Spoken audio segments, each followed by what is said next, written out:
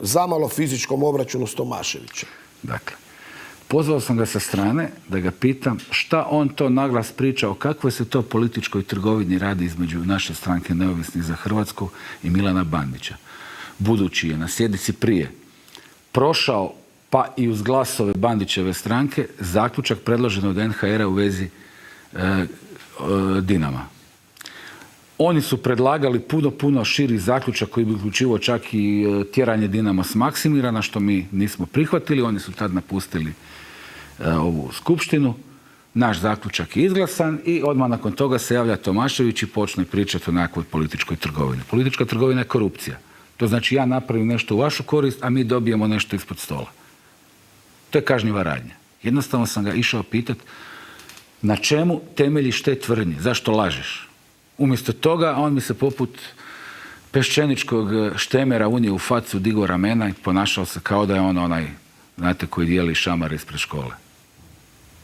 Kulturno sam ga i dalje pokušavao zamoliti da objasni zašto priča gluposti, pobogu. Zašto je takav? Da bi on na kraju rekao, eto, ja to mogu pričati šta hoću, baš me briga za tebe, ti mi ne možeš ništa, šta će biti? I u tom trenutku je došlo do prekida i onda nas šta će biti, bit će ti ovo ono. Nije nijedne sekunde prijetio fizički obračun iz razloga jer se u dijeliću prve sekunde on potpuno oduzeo.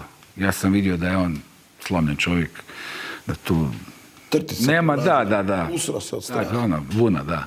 Vunica. Nema smisla tu posezati za nekim malo radikalnim sredstvima. Ali, ovog ću vam reći. Imam osjećaj da on silno želi biti frajer, macan. Onaj koji može određivati tuđu sudbinu. Onaj koji može nekoga prešetati. Jer je, dok se čak sa ljevicom pokušava usuglasiti zaključak o Dinamu, vrlo bahato nastupio Kartelu, koji mu je tad rekao nešto da je meni to netko rekao, ja bi skakao preko stola na njega. Ovaj je zašutio. Dakle, on voli biti bahat, voli glumiti frajera, voli se pokazati kao neko ko je ono mangu piznat, ali ga u dijeliću sekunde sasjećete jer on jednostavno nije rođen za frajera.